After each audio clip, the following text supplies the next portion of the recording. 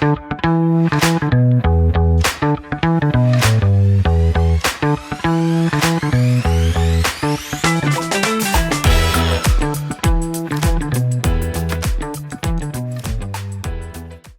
back to Dot Life, Dorchester's only hyperlocal podcast for news, content, and analysis.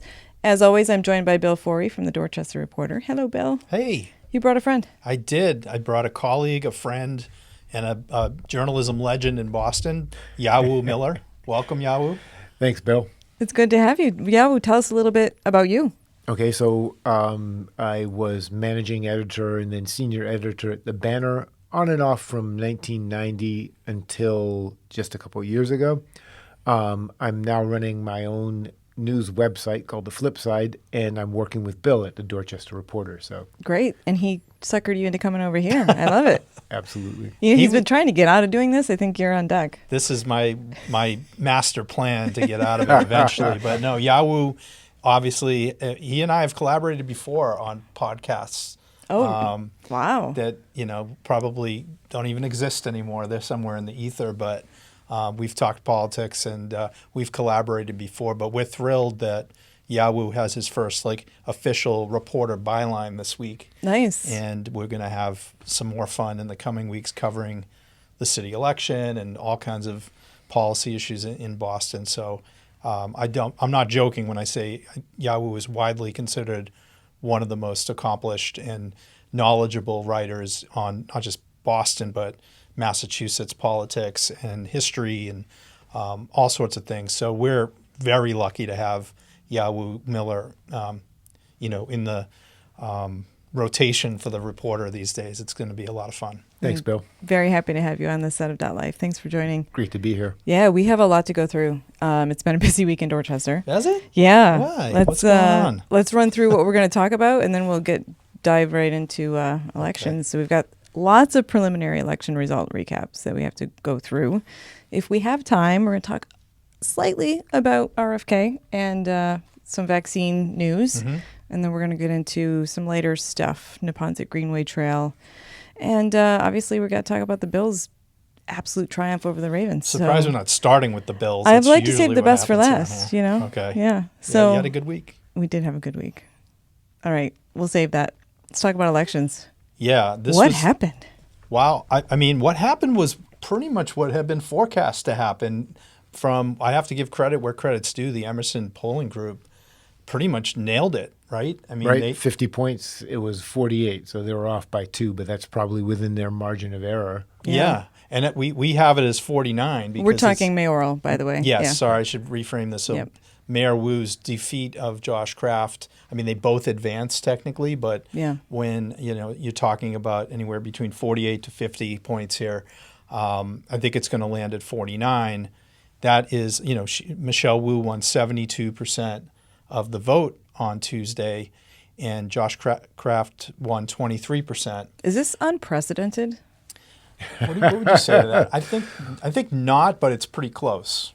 Yeah, it's hard to say. When the more you know about politics, the more you know that you don't know. So we don't look. We've not been following things since before the 1990s. So I'm sure there's a precedent out there somewhere, but in recent history, no, I think this is pretty unprecedented. Yeah, I think Tom Menino had his first challenge was kind of a nominal challenge by somebody who ran against him, and I think it was Ed Doherty back in '97, and that was also kind of a thrashing. Okay, but it wasn't unexpected. Yeah, this one I think is unique in that you're talking about a candidate who entered this race and poured a lot of money. We're talking upwards of, I think, $3 million so far in his campaign, plus super PAC money that's relatively new phenomenon in Boston politics, anyways.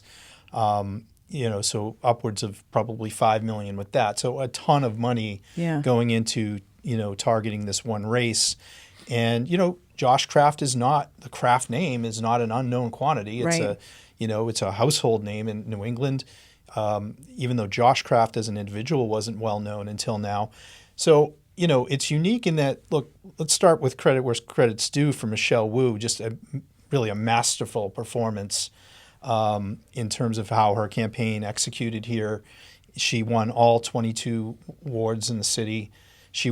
There's 272 precincts in Boston, and it's kind of hot off the press this afternoon. We're still reviewing it, but we think she won about 262 of them. So Wow. there were 9 precincts that Josh Kraft won out of the 272, and then there was one tie, which happens to be in Dorchester at 1610. Josh Kraft did win 2 precincts in Dorchester, one at Florian Hall and one at the Adams Street Library. And those are traditionally won by more conservative, right of center, frankly, white candidates, white male candidates. Donald Trump was the most recent winner of those 2 precincts in the last election. And then Josh Kraft also won 7 precincts in South Boston and came pretty close to winning that ward, or Ward 6 and 7. But other than that, it really was a wipeout. And we're talking like 2-1, 3-1, 4-1 margins in some of the precincts in Dorchester, Roxbury, Mattapan, Hyde Park, Roslindale, Jamaica Plain. But even in places like the North End, where I think there was some concern from the Wu side, or maybe some optimism from the Kraft side, that some of the controversies of the last few years, lawsuits, et cetera, are there. Obviously around Franklin Park with the White Stadium controversy, no sign really there of any really massive, certainly no uprising against this mayor. She won all those precincts. And so it was a big, big win for Michelle Wu, and really kind of just a devastating loss for a candidate hoping to, advance here. Even though Josh Kraft will advance, it's hard to see how it's really impossible to make up a margin of that nature. So last week when you were here, we talked about how back in the summer he had been, I think the Emerson poll, one of the polls had him down 30 points. And you had mentioned, but maybe Right. he would make up some of that ground. Clearly that did not happen. What do you think happened?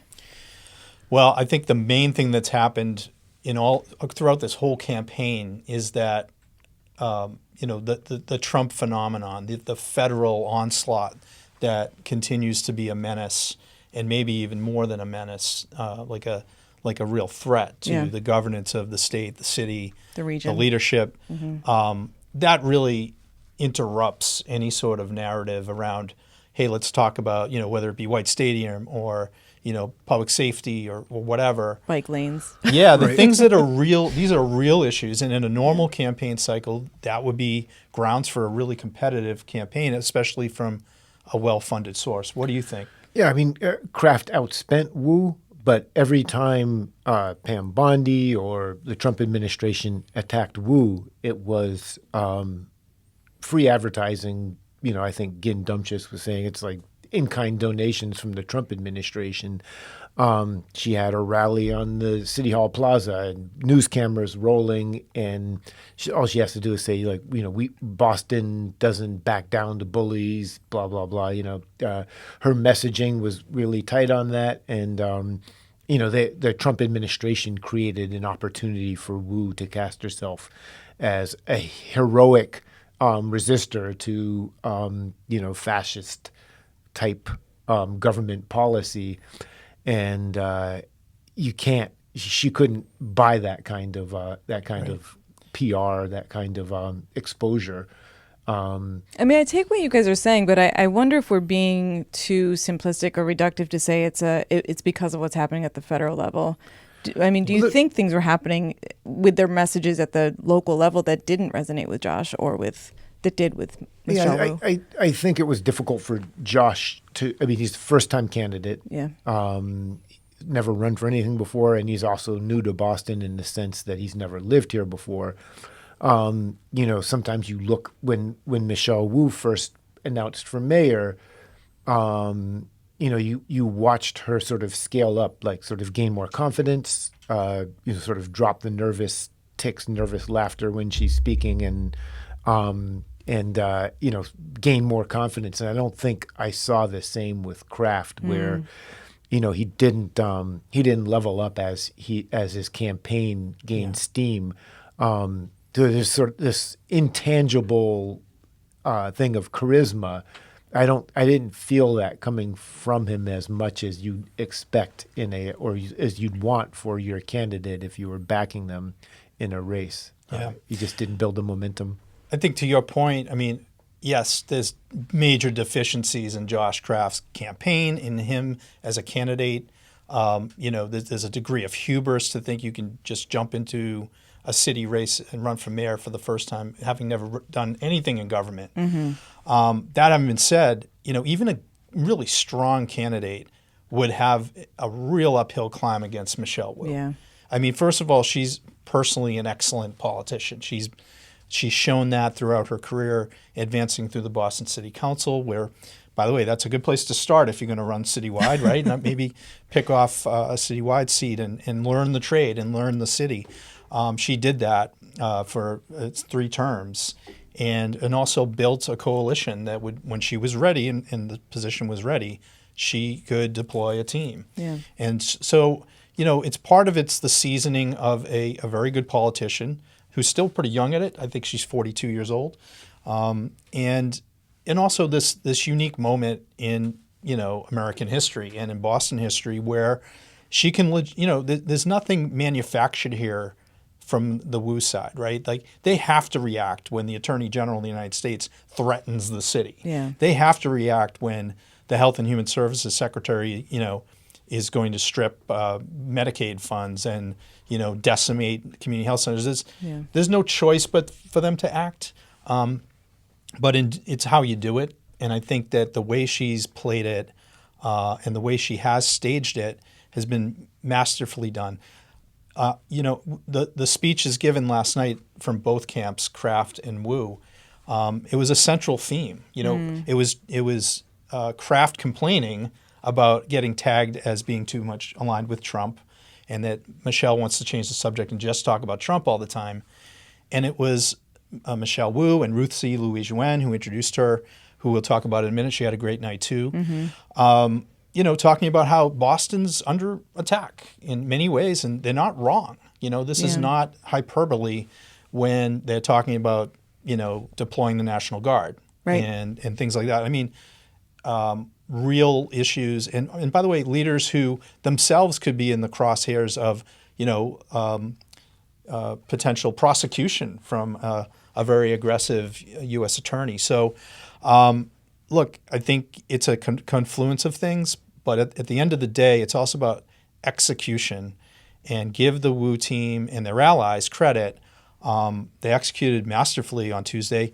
The only caveat we have to say is it's still only a 22% turnout, which is one out of 5 Bostonians who were registered to vote, less than 1 out of 5, I think, showed up. Yeah, I want to talk about turnout at the end of the election segment because it obviously impacted all of these races. But before we get there, what's next for this race? I mean, do you think that Josh Kraft will lean more into Trump now that these results have come out? Do you think he'll try to distance himself more? What can we expect? Hard to say, right? We don't know. We're not privy to his war room chats, but and he just turned over staff, right? So Yeah. it could be a whole new strategy coming out. yeah, I mean, we'll be watching with great interest. But it's tough. It's tough to bounce back from this in the preliminary. I think that in the general election, you'll see more people turning out and people who are probably more left-leaning than in the preliminary. So, and Michelle's running to the left of Kraft. Kraft's running to the right. It doesn't bode well for him. Yeah, he's not Josh Allen. I don't think he's going to overcome this deficit. I was not going to get that reference, I don't think. We'll talk about more Josh Allen at the end. But let me, there's 2 tacks he could take, I think. One you mentioned is, lean into the base that you obviously have, which is, you look at the precincts he won. Those are basically the same precincts Donald Trump won. I know Josh Kraft isn't Trumpy himself, and I believe him when he says that. But the base that he's attracted to his campaign so far is, you could kind of double down on that and try to advance with that. I don't think you'll get very far. It's not working for Eric Adams in New York. Yeah. So I don't know that it would work here either. I wouldn't advise him to do it, but somebody might, and it would be a bad idea. Yeah. The other thing to do here is be realistic about the likelihood is this isn't going to go well. Yeah. take a proverbial knee here to continue the football references, and consider, look, think about your legacy. And Josh has a good reputation in the city for a lot of good works he has done with the Boys and Girls Clubs and a lot of other efforts. This might be an opportunity to turn that $3.5 million that you were going to basically burn in a general election now, and maybe try to rethink how to use that, or gather up some other of the people who are pouring money into a super PAC to try to take down Mayor Wu, who's clearly that's not gonna work. Yeah. Pick an issue here that he's actually articulated well.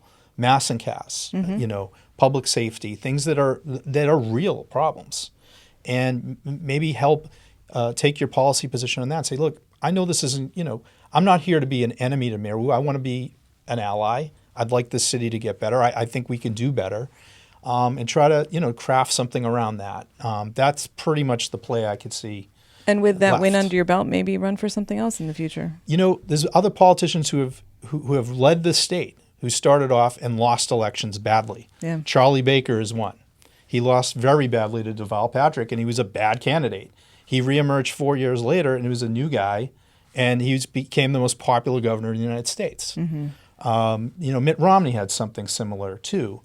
And, but it's really a moment for maybe Josh Kraft and his team and his family to think about that, that moment, that opportunity to maybe pivot and not go, sort of down that rabbit hole of it's not going to work in Boston either to go Trumpy. No. Honestly. No. There's no more room left. I think you got all those voters on Tuesday. And once you do that, it's tough to come back. So really think about it before you go down that path. Right. At-large candidates. This was another contentious race. Lots of candidates. Where did we land? It looks like all four incumbents landed pretty much in order of what you might expect, with Ruth C. Louise Yuen, the top finisher. I think that Julia Mejia was kind of a standout performance in the sense that she spent a lot less money than the other candidates, raised a lot less money. She was in third place in the last electoral cycle, and she bounced right up to, just a couple thousand short of where Ruth Z was. What I observed with her in the few precincts that I looked at was that in Roxbury, she outperformed Ruth Z by a pretty healthy margin. Of 7 precincts that I was able to look at last night, they tied in one, and then she had a substantial margin over Ruth Z and the other 6. That was kind of interesting to see her rocket ahead. I think a lot of us expected Frank Baker to do better, and we were, I think a lot of the punditry was looking at Henry Santana as, perhaps somebody who might lose. He was his quiet seat. coming into this, right? In terms of relative to the other candidates. For the last 2 years, he's been a little bit quiet. Yeah.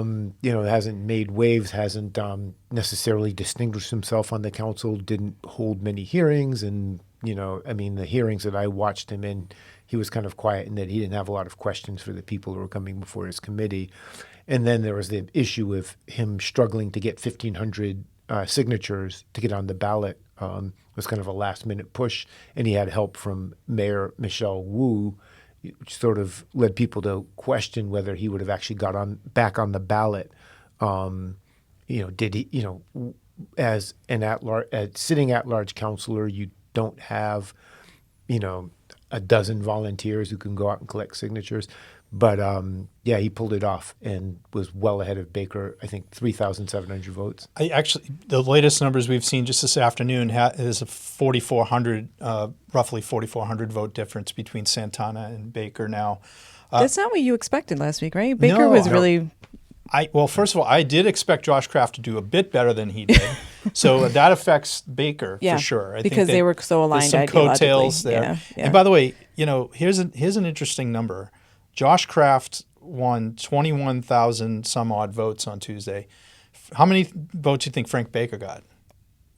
More or less? More. He got more. Yeah. Frank Baker got 26,240 votes. Okay. So, and he finished 5th in the at-large balloting. So, just to say, first of all, that's how badly Kraft did. Yeah. Right. And also that Baker, he does have a constituency, and it was his first time running at large. So he was the first time being on the ballot in places like East Boston or Charlestown and other places where he might improve. Mm-hmm. The problem for Frank Baker is tied to Josh Kraft's problem, is how do you grow your vote from the prelim to in the general? And especially with now Michelle Wu likely to be able to have more focus and resources to help down ballot candidates that she wants to help, like a Henry Santana or a Ruth C. Louis-Jouen or somebody else even deeper down whom she might want to try to give a boost to. I think it's fair to say that Wu will be able to maybe free up some of her resources or her team or put more boots on the ground behind somebody else. It's a pretty clear indicator, this total, that she could do that.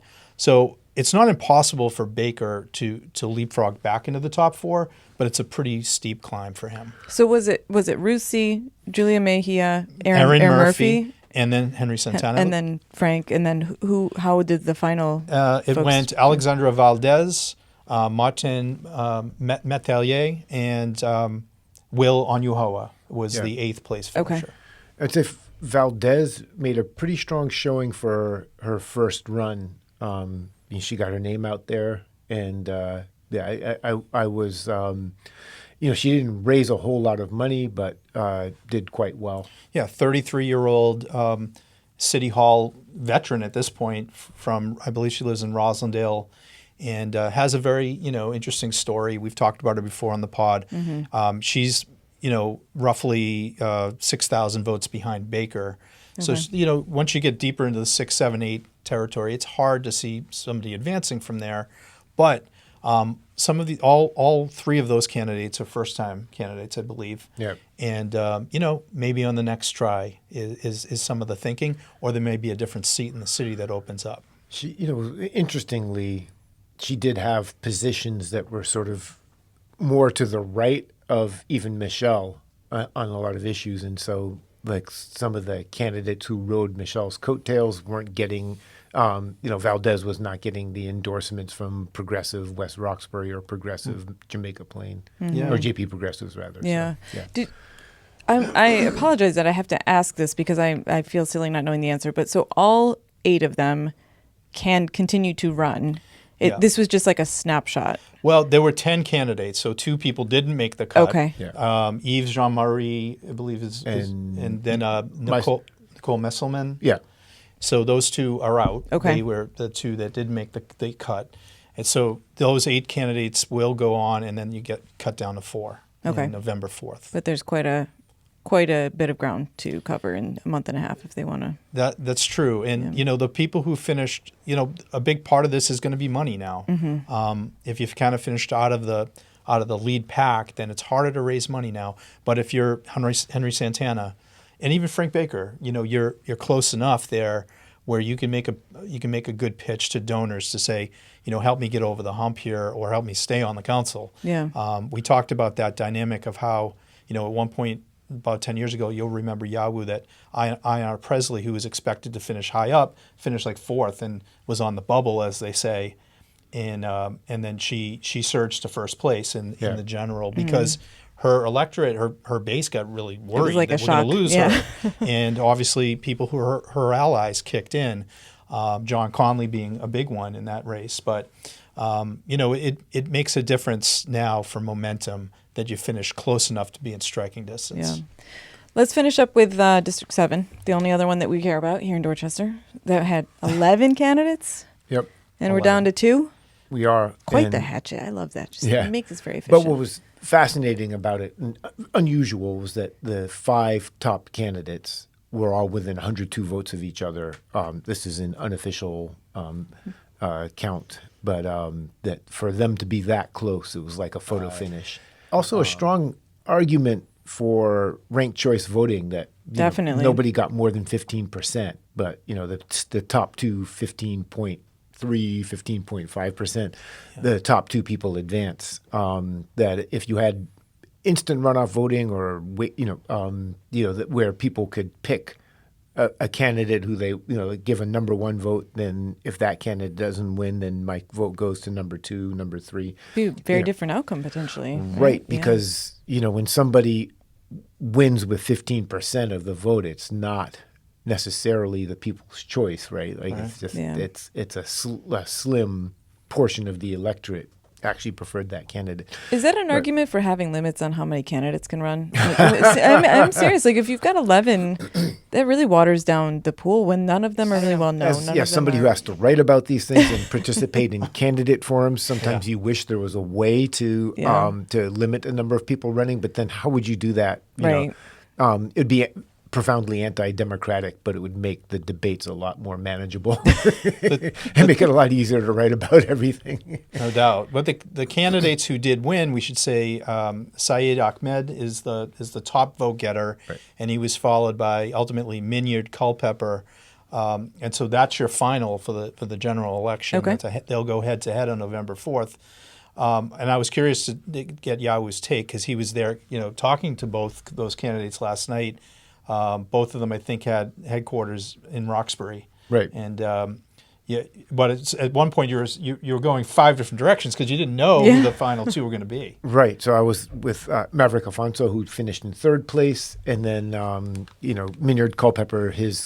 So Maverick was right in Nubian Square, and then Minyard Culpepper was at the corner of Washington and Melnia Cass Boulevard, and then Saeed Ahmed, Coach Saeed Ahmed was right near Roxbury Crossing, and had to go to all three. Did you have a scooter or a bike or something? Or an e-bike, yeah. Okay. I'd been biking around on a regular bike all day, and I tired myself out, so I switched to an e-bike, and that actually made it so I could get the photographs and get there in time. But we were on deadline, man. I mean, we were all trying to get this and then be able to go to bed at some point last night. Yeah. But I found it interesting that Minyard Culpepper is an ordained minister, right. And he's Pleasant Hill Baptist Church. Okay. He has a following. He's run before for different seats in city and state government, I believe.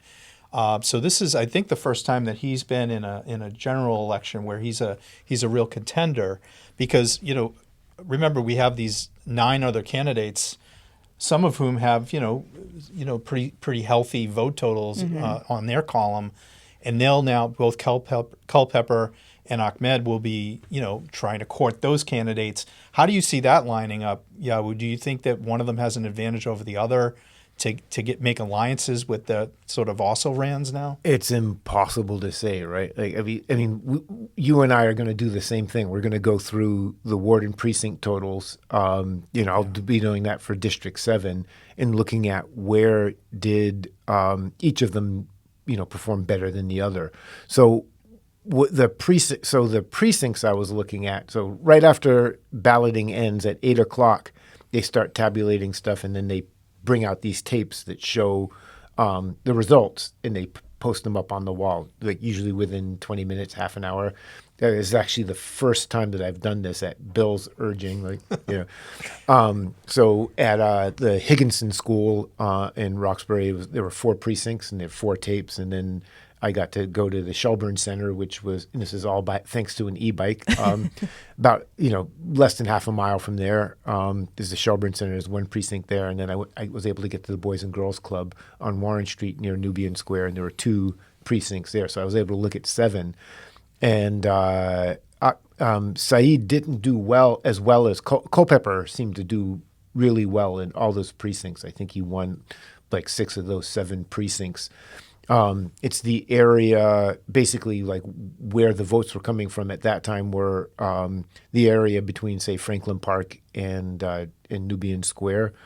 Just a sprinkling of the precincts in there, and a couple from Fort Hill. But outside of that, I mean, District 7 has parts of Dorchester, parts of the South End, and parts of the Fenway. Yeah. And Lower Roxbury, so in each of those areas, they're different demographics. And so it's, I think it's 40% African American or 40% Black. And within that, like in my neighborhood, in the summertime when people are having parties, I can tell which neighbor it is. There's soca music. It's my Trinidadian neighbors. Reggae. It's the Jamaican neighbors behind me. Cape Verdean music. Cesar de Silva. Sounds like a great place to be in the summer. Right. So, but so that is to say that within who's black, there's like a bunch of different identities, and so it's really difficult to make any predictions without looking precinct to precinct and looking at the different things. And South End and Fenway are heavily white. So those wards and precincts can have a huge effect. So be really interesting to see where Said did well and where Minyard did well, and then try to guess at also like who Samuel Hurtado, first time running. He was in that pack with more than 1,000 votes. Maverick Afonso's Cape Verdean American. He was also 1,000 votes, and then Said Abdikarim, also Somali, what percentage of his votes might go to Saeed Ahmed. So it's more to come. Yeah. I was curious because, this is the seat that Tanya Fernandez Anderson resigned from a couple of months ago now. And she did endorse one of the candidates. It was Abdi Karim, and he did not win. Yeah. And I'm just curious, will she weigh in? And, in the next round, she's obviously now, she's been sentenced to go to jail for a month, and then she'll be on probation. But, how she will factor into the race, or will she factor into the race, will be another thing to watch for. And Yawu mentioned that we haven't really seen the Dorchester numbers in that district just yet. And I'd be very interested to see Upham's Corner, Dudley Street Triangle, the Columbia Road Corridor, how those went. And I'll venture a guess. Yeah, go for it. Maverick Afonso, because he speaks Creole, Cape Verdean Creole, and those districts are heavily Cape Verdean. I would guess he did well over there, but yeah, it's like just looking at 7 precincts, it's just like you're looking at a small piece of the where was it the 3 blind men and the elephant or whatever? Just like I'm looking at the trunk and not knowing what the rest of it is. So. Exactly. So let's wrap up elections. I want to come back to the turnout numbers because they were abysmal, right? Very, very low. 22%, you said? They were. It's all in context. So back in 2017, when Marty Walsh had a challenge from Tito Jackson, the city councilor from Roxbury at the time, that turnout in the prelim was only 15%. We went back and looked at that. I was like, wow, that was really low. Yeah. And I think it was in part because there wasn't a very competitive at-large field that year, and it was just Tito and Marty. Okay. And it was a fait accompli that they were both going to advance. There just wasn't a lot of energy behind the prelim. It was really saved up for the general when I think the turnout went up to 35 or something like that. And obviously Marty Walsh won that handily. This one was expected to be more competitive, and the turnout was a little bit better than 15, obviously 22%. It ended at 22%, like 96,000 something Bostonians. That's disappointing when you have 450,000 some odd registered voters. Ultimately, like I said, only about 1 in 5 decided to participate. What we're looking at in this city, though, to be honest, like when you look at 2013 to now, the population of the city is going up. It's increasing, and then people are registered for presidential. Roughly the same number of people is voting, but there's more people in the city. And the new arrivals are, Boston has a large transient population, and that's increasing as a share of the total population. They don't vote. Like if you look at the Seaport district, the voter turnout numbers are like single digits consistently. And then if you say, okay, that same demographic is everywhere now in not in every neighborhood, but, downtown neighborhoods, the South End, parts of Dorchester, people who, came here for a job, don't pay attention to local politics, don't read local newspapers, don't care who the city councilor is, don't know what the distinction between city council, state rep, and Congress is. Like we're living in a city that where the electoral base there's an electoral base that's kind of remains steady, but then there's also all these new people who aren't participating in our electoral system because they're not invested here. And I think that's something that every campaign has to deal with, like that. Yeah. Do you think, Bill? Do you think that, I mean, historically, will the general numbers go up, and if so, will that benefit folks like Kraft who didn't do as well in the prelim? They should go up. I don't think it's going to make much difference for Kraft, Right? But it will make differences for folks at the district and at large level. Okay. Most likely. Yeah, I think also the general. It's traditionally in Boston, the general election has been more progressive than the preliminary. The preliminary is like homeowners and people who vote like sort of religiously, and they tend to trend a little more conservative. So it actually is worse for Kraft in the general. One thing to note too, just I look at this every cycle, and I'm always like shocked at the numbers that come out of Ward 18, and people I think sleep on it. It's mostly Hyde Park, Mattapan precincts, but there's some huge vote totals that come out of there in the context of Boston. Like they're not huge like presidential numbers, but there were precincts in Mattapan, Hyde Park yesterday. They were producing 600-700 votes. And Michelle Wu was winning like 80% of them. They were akin to what you'd see in a presidential election. They're just so voter rich there, and they often get slept on. I find it like shocking that there's not more penetration going in there from candidates, and maybe there is. I mean, the Wu team did great. Yeah. Ruth C. Louise Yuen did great in those precincts. Betcha Valdez did too. She's from out there. Yeah, so I just say that it's relative. So like the downtown area is always really thin and soft, and the residential neighborhoods are where the votes are. Yeah. It's also where city workers are too. The Hyde That's Park, true. Yeah, Right. Very high much so. concentration. Yeah, And that's Dorchester. Yeah. absolutely right. All right. Well, we went very long on that, but there was a lot to cover. So I'm glad that we were able to spend some time on it. Let's move on to, let's quickly touch on RFK, I guess. So Well, the angle on the Dorchester side, it was Ed Markey came out to Cobham Square Health Center last Thursday, I believe it was, the day after RFK and Elizabeth Warren had their really, and Bernie Sanders. and Bernie and Mark Warner. I mean, the showdown yeah. in the U.S. Senate chambers. Yeah.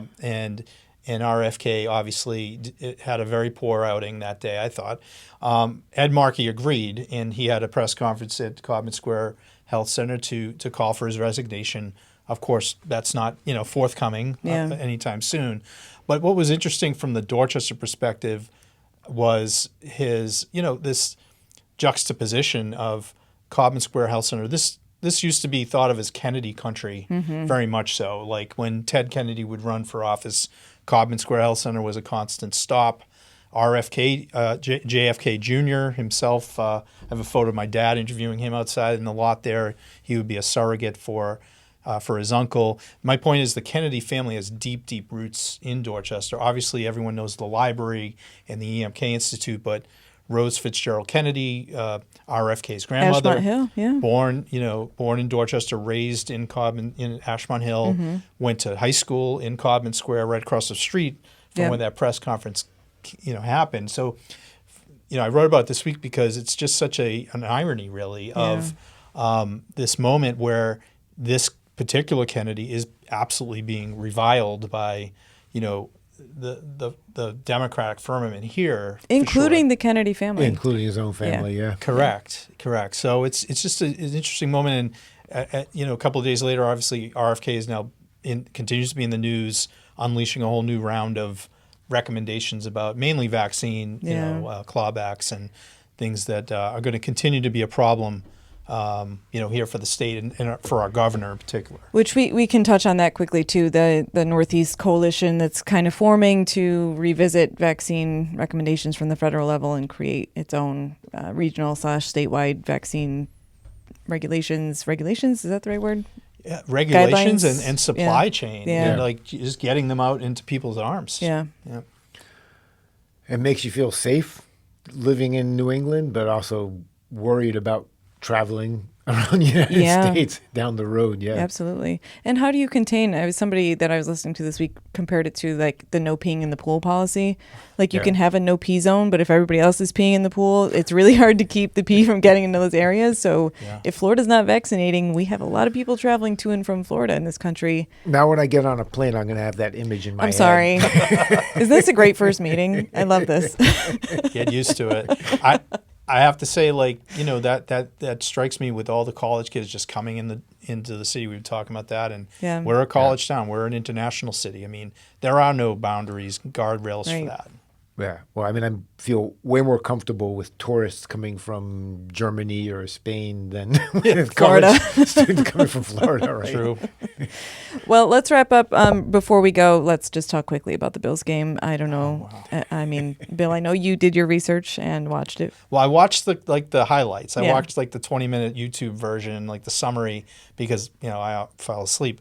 But congratulations! Yeah, it was quite the game. It was an amazing game, and Josh Allen continues to be like, I can see why you are wearing his shirt. Thank you. I will say I caught a little bit of the Patriots game. There's still some work to do, but There's a lot of work to do. There's some points of hope there. I think Drake May's got something.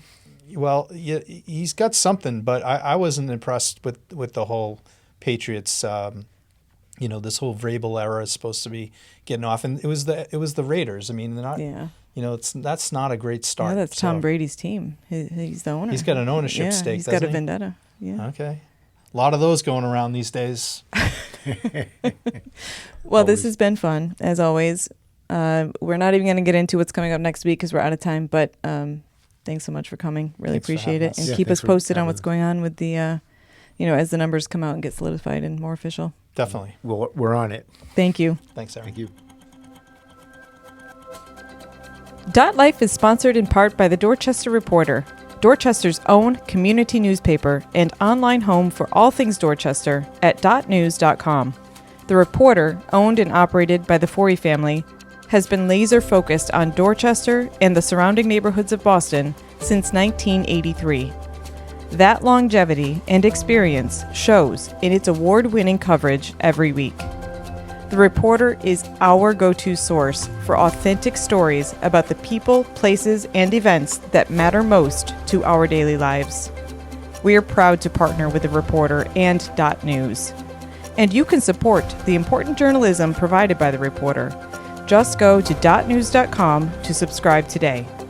It's the best deal in town and helps keep our local community journalism alive and well.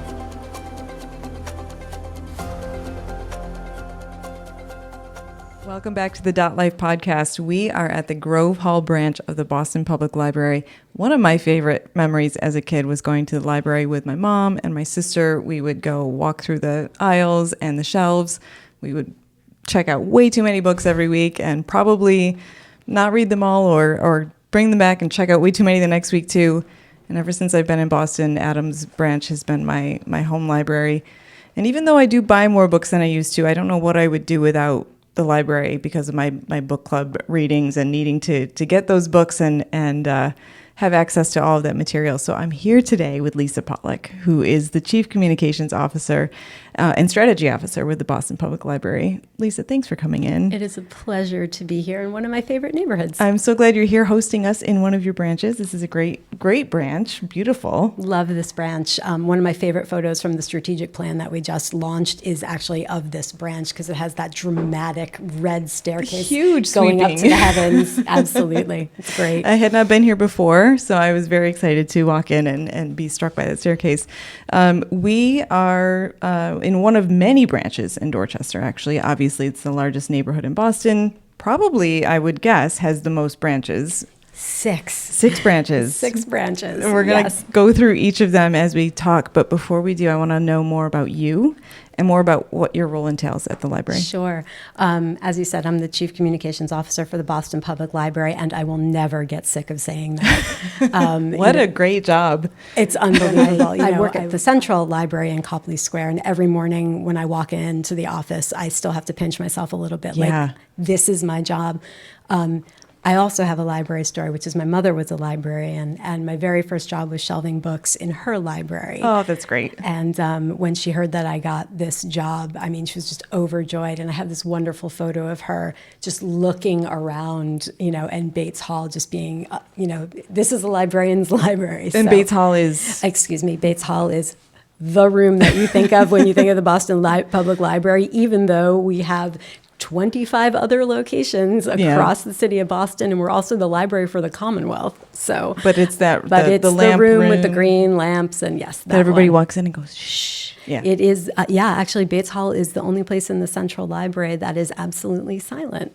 When we reopened the Boylston Street building after its renovation in 2016, they made pins for all the library staff that said, "Shh, has left the building." That's awesome. think So it is. so you can be loud. So you can be loud. So you within might- reason. You might hear some loudness because there are some patrons just outside of the door, which is great. You love to see We're it. not going to yell at them. No. We're going to let them be loud. We are.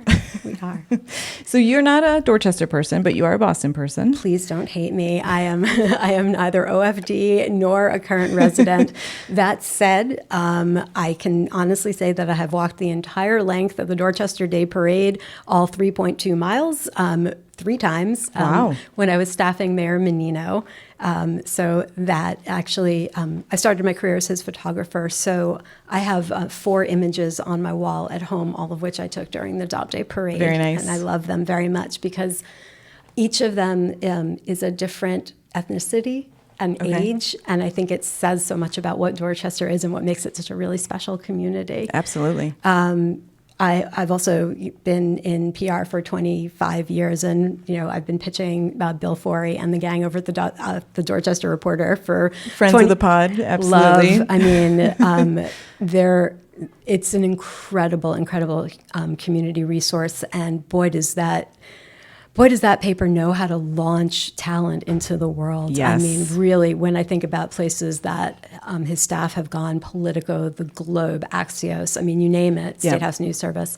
It's a really, really great community paper. And in an era when local papers, small papers are not doing well, they are just thriving. They're Truly. doing so well. Truly. It's a testament to the work ethic and the You people love there. to see it. Yeah. Yeah, and we go skating at Chez Vu, and we've seen productions at the Strand, so I'm not a stranger. Okay, we'll accept you then. I appreciate that very much because it's not easy. Yeah. It's not easy.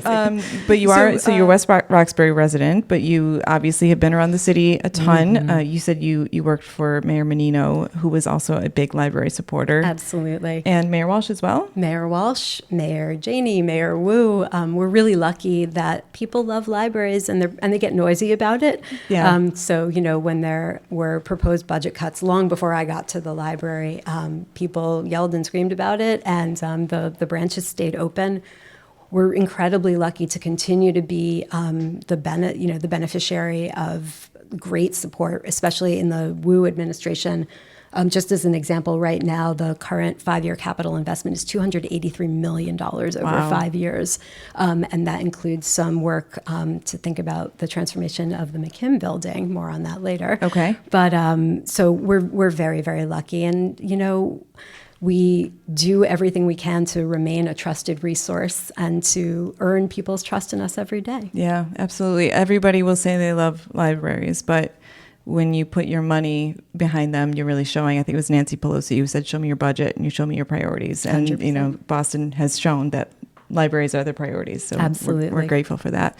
Let's talk a little bit about the history because we claim, I think rightfully, that we are the first municipal library in America. First large free municipal library. Yes, Yeah. exactly. Founded in 1848. Wow. By an act of the General Court of Massachusetts. Interesting fun fact, we are also the library for the Commonwealth. So anybody who lives, works, or owns property in Massachusetts can get a Boston Public Library card and access a whole lot of e-resources, which is pretty amazing. And I think an untold story. The first building that we had was a schoolhouse on Mason Street downtown that was opened in 1854. Wait, this was before the big central? Oh, That's really? exactly right. I didn't know that wasn't the first building. Correct. Dropping news here. There were 2, actually. So Okay. the first was this old schoolhouse on Mason Street in 1854. It was incredibly inadequate for what the library had then, which was a whopping 16,000 volumes. Okay. By comparison, we hold approximately 20 million objects Oh my now. gosh. But 8 months later, that's how quickly the library grew. 8 months later, the library commissioners were authorized the library to find a new building. They moved to 55 Boylston Street with 70,000 volumes. And then the library was granted granted a lot at the corner of Dartmouth and Boylston Streets, which we now know as the McKim Building in 1880. Okay.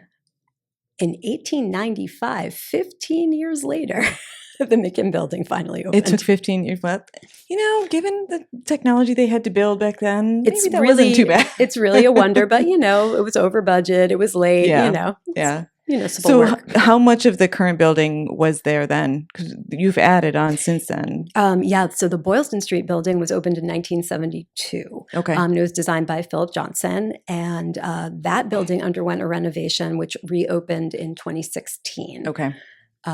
I should know how much it cost, but I don't. Okay, that's okay. Sorry, but it was a really remarkable renovation, and we also saw the use numbers for the library skyrocket. Yeah. And we've seen that as we've been lucky enough to be able to renovate branches across the system and across the city, we tend to see the numbers go up in the newly renovated branches. I've mentioned on this podcast before, I think the renovations follow me because every time I move to a new neighborhood, that particular library is being renovated. And just as I'm about to leave, they open. So actually, Adams has been open for a while now. So hopefully. The good news is they're always there for they're you, always wherever for you me. are.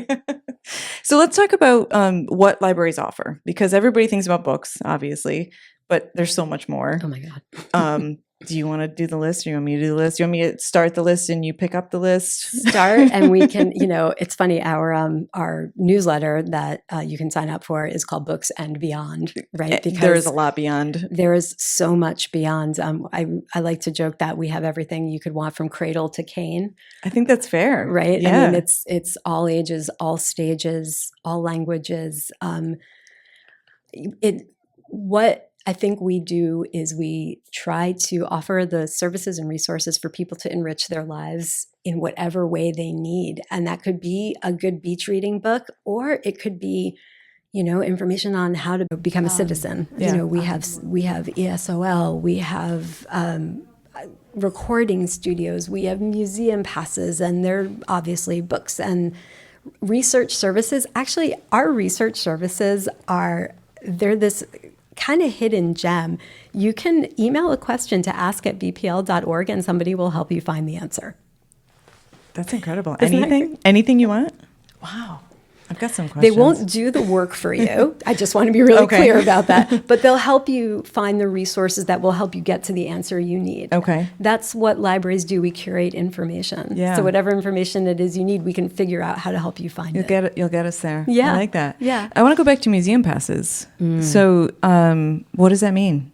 We are lucky enough to have partnerships with a lot of the cultural institutions across the city of Boston, and we can offer either free or very, very reduced pricing for entrance into some of museums or like the aquarium, and the list goes on and on and on. And you can find all of that at the website, bpl.org. Just search for museum passes and there'll be a whole list. And you can check them out And are at those your local like branch. physical passes? Some of them are physical passes, some of them are not. Okay. But yeah. Great. It's an amazing resource. It's probably one of the things we get asked about most often. I would imagine. Yeah. Definitely. Well, we're also in Boston, so we're lucky to have incredible So many cultural museums. institutions. It's an embarrassment of riches, right? Yeah. What else can I tell you about? Well, you mentioned the recording studios. We've had a musician on, actually, Travels with Brindle, who plays a banjolele, and she recorded her entire studio album in the Central Library recording studio, which is cool. I didn't even know they had those. Yeah, it's in, we call it KBLIC, which stands for the Kirstein Business Library and Innovation Center. Hopefully I got that in the right order. Sounds right. And we have the InnoLab down there. And so you could record a podcast there. Okay. You could record music there. The room is also painted as a full green screen, so you could do video in there as well. It's a very cool resource. Yeah. KBLIC is sort of this incredible wealth of resources as well. There's also there's a 3D printer down there. And my favorite tongue twister is that you can get 3 free 3D prints every month at the library. But we've actually had people come in and prototype inventions. Yeah. And then take what they've created at KBLIC over to a pitch meeting. That's great. Yeah. Wow. Yeah. And there are a ton of like databases. There's job help. We also have alcoves down there that you can sign up for.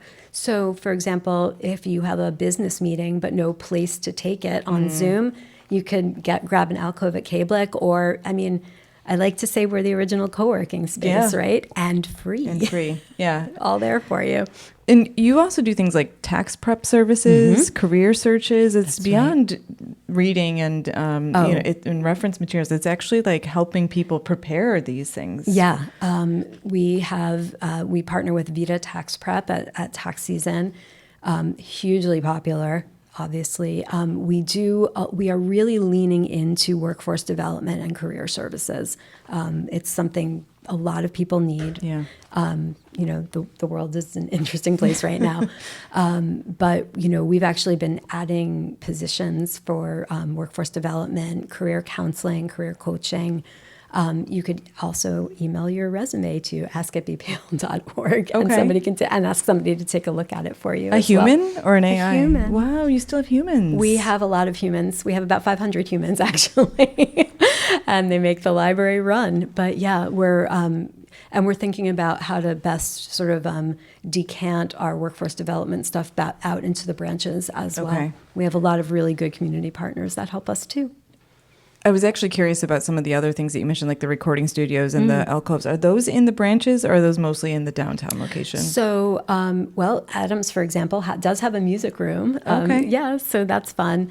The InnoLab on KBLIC, that is downtown at the Central Library. But, every branch is different, and every branch has its own things that are special to it. Let's talk about that. Okay. Let's talk about the Dorchester branches, because we don't really care about those other branches.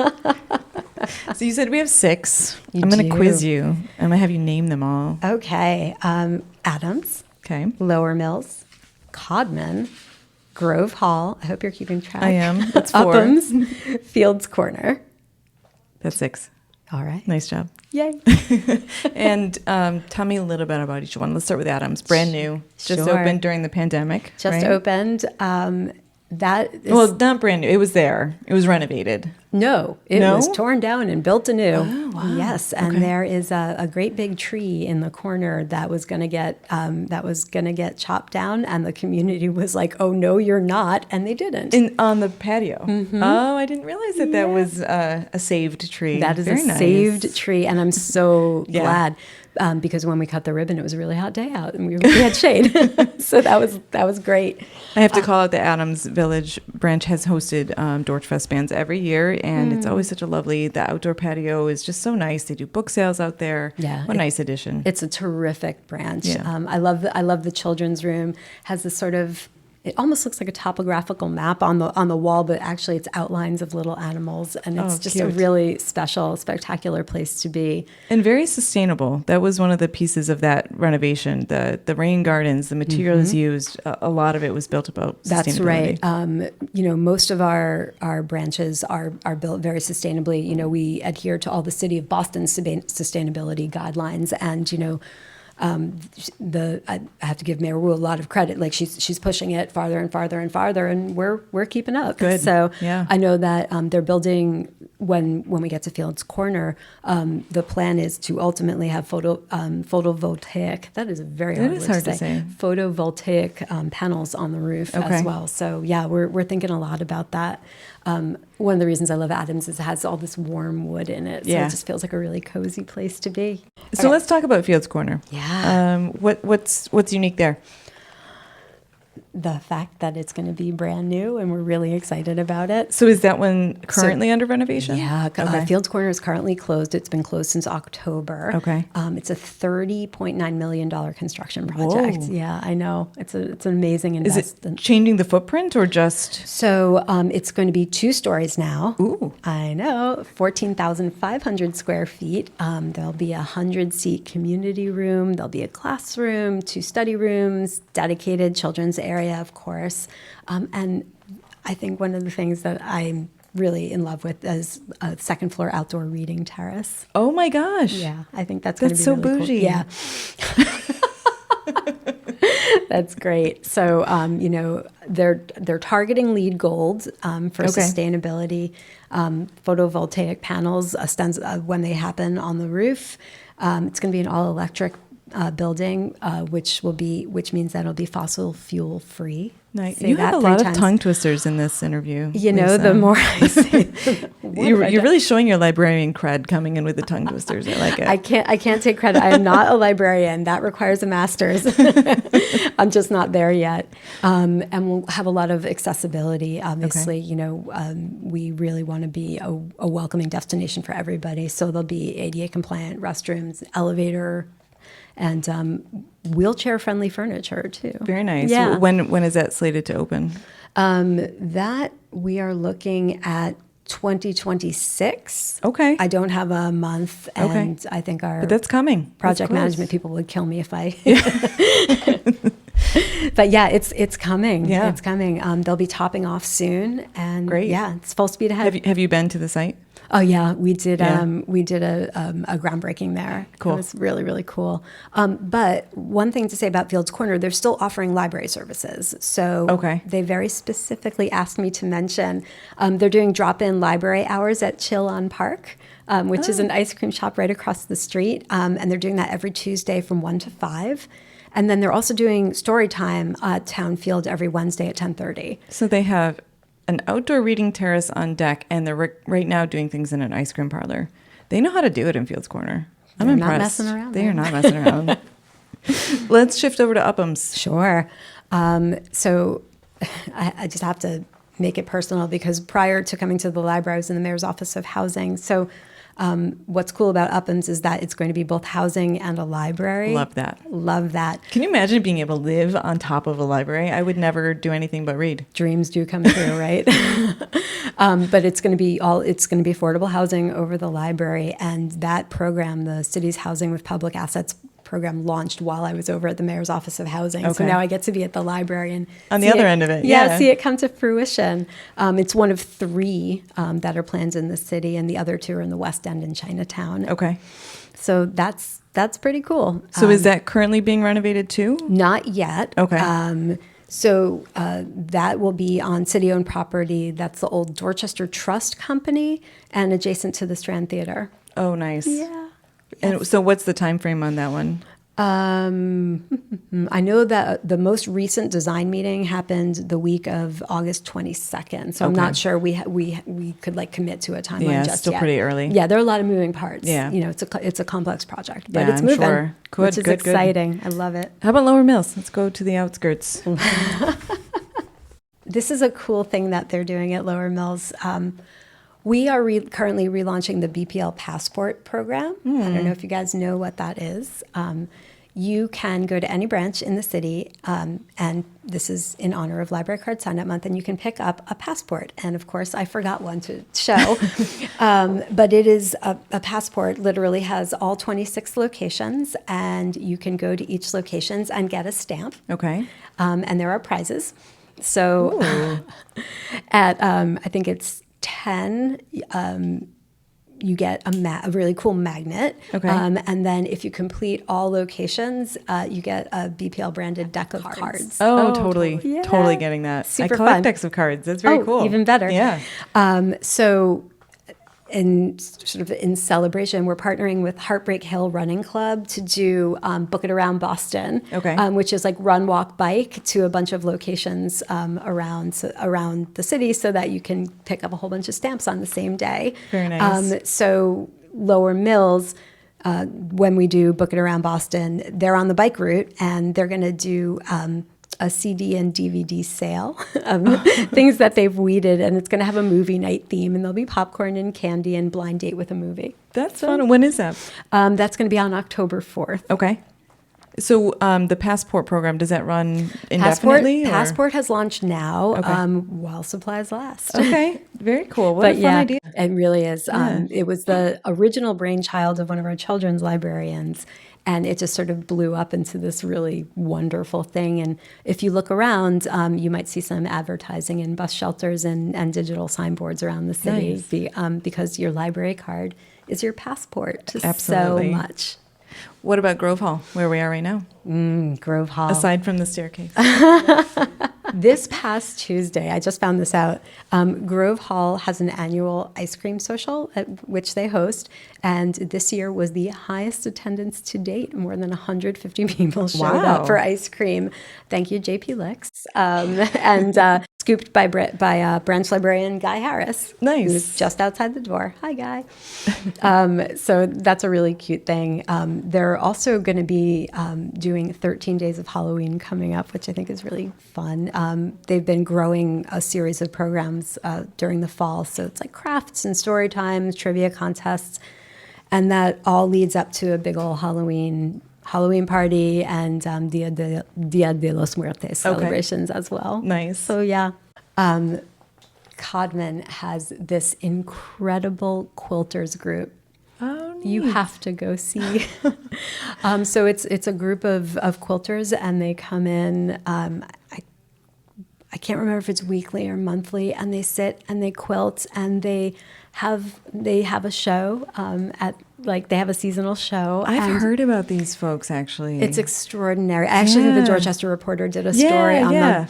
Yeah, it's just an extraordinary thing. And what it says to me is that libraries can really be the heart of a community, right? Because yeah, sure, you're going and you're making quilts and maybe you can get some support there, but what you're really doing is you're being in a third space. Yeah. You're finding community close to home. And that's a really important thing for us. We are one of the last places where you can just go and be. Without having to pay, which is really lovely. Yeah, it's really special and spectacular. And we take that very, very seriously. And, I think all of our branches, they're very unique, and they want to serve their communities, and they want to reflect their communities. And I think they do that really. It's just, you walk into any branch and you're in the Boston Public Library. Yeah. Because branding, but also that you're in a particular neighborhood because each branch really reflects its own neighborhood so well. I think that's really a good point. They're all different. So even if you've been to one, if you haven't been in the neighborhood that you're currently in, just pop in, just check it out, because it is really different experience. They really are. Yeah. I mean, that's one of the reasons that we wanted to launch the Passport program is we really wanted to encourage people to check out. No pun intended, sorry. But we did want people to go check out other branches across the city, see that we are one library, but that, there's all this other really cool stuff everywhere. I want to get into the role of libraries in democracy. Democracy seems to be a little more precarious than I think we would have previously thought right now. Certainly more at risk than I think it has been in my lifetime, probably many of our lifetimes. I think there's been a lot of degradation of democracy in certain areas over the years. It's not a new thing, but obviously libraries have played a role in keeping access to information, access to facts, which is important right now, equal access to everyone and free access to everyone. Can you talk about how you think about democracy and the role of libraries in that? Sure. Carved in granite over the front door to the McKim building, and now integrated into every renovation that we do at the library, is our motto, which is free to all. And I think in the 1800s, they were really focused on the free part, but right now we're really focused on the all part. All should mean all. And that is, equitable access to information and enrichment for whoever needs it from us, and whenever and wherever. So, we just launched a strategic plan, and that concept of free to all is sort of at the heart. It's the beating heart of what we're thinking about, and we're trying to think about our roles in the community. So we aim to be a lifelong learning and research partner. whatever you are looking up, that's research, Yeah. right? And we're here to help you with that. A community engager. We are of our communities. We are for our communities. We are by our communities. We want to be a welcoming destination to everybody. Say it louder for the people in the back. But we think a lot about that in terms of language access and accessibility in our design. And lastly, we want to be a trusted resource. Libraries are one of the top 3 most trusted institutions in the nation. That's from Pew data. It's a couple years old, but I don't imagine it's changed very much. I can't imagine what's above libraries at this point. But that matters a lot to us.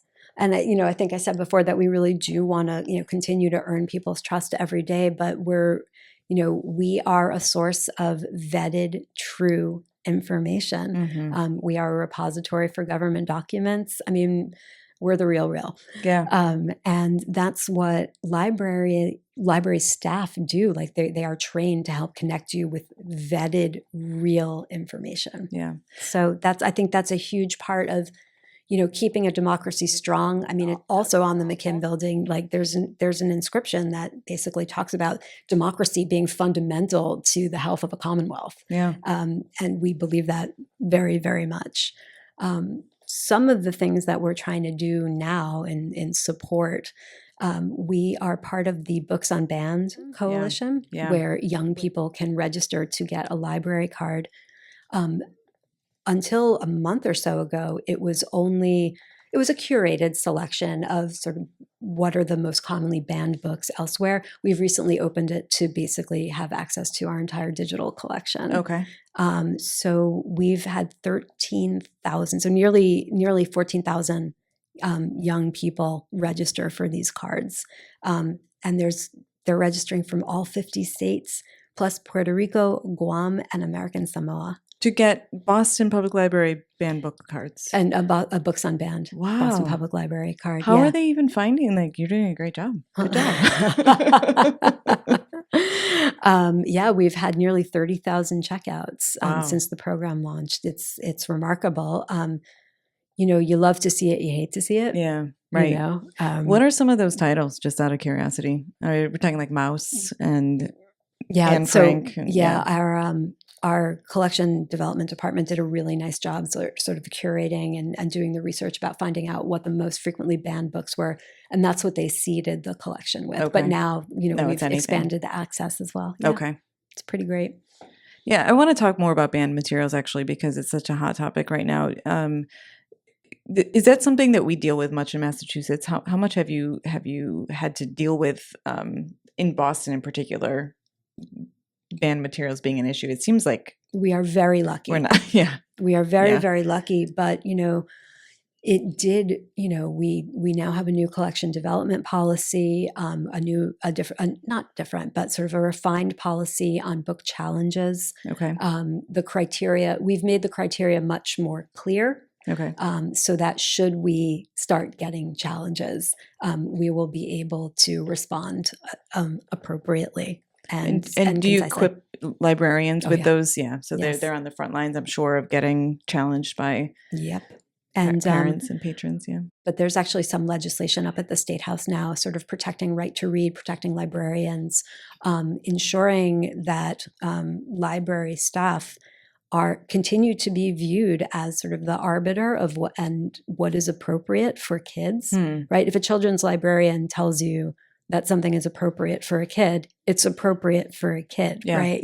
Right. They've trained, like they understand this. Right. So so we're looking at that as well. I want to talk about safety. Libraries offer, I think, at least an idea of safety to people who need kind of a haven or a place to go, especially for young people or Sure. Teens who might have other options that aren't as wholesome. Mm-hmm. But also safety in terms of the people who work at the libraries. Have you seen any changes in people's perceived safety in the library over the last few years? Yes. Libraries and library staff are called upon in a very different way to help with social social work issues. Yeah. We actually now have a social work manager, and we are expanding the social work team at the library. They've got drop-in hours because we're just seeing, and this is true of libraries actually across the country, they're seeing a much broader range of needs walking into the library. I mean, Unhoused people, people with substance abuse issues. Yeah. all of the above. Yeah. One of the things Mayor Wu did when she came into office is we had been under arts and culture. We are now under human service. Really? Yeah. That's a really interesting move. Yeah. Makes a lot of sense. It does. It does. And, we take that very seriously. We're trying to partner with the Human Services Cabinet to figure out, what are some target populations where we could sort of repackage and market our services to them. Services, because you were talking about all the things that people don't know that the library does. How do we target particular populations and make sure that they know? Right.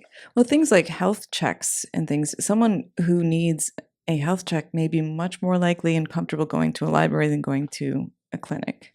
So is that something where you could maybe get some partnerships going? Right. So we're not, we are not human service Right. providers. We don't pretend to be. Yeah. Probably don't really want to be. I think it depends on who you talk to. I mean, like library workers are incredible people, and they want to help whoever is in front of them. Yeah. But what we do is we curate information, Yeah. and so we can hook people up with the right services. Like here's another trusted resource for you to go to where we think you'll feel comfortable. Yeah. Interesting. It's a very, very different time at the library right now.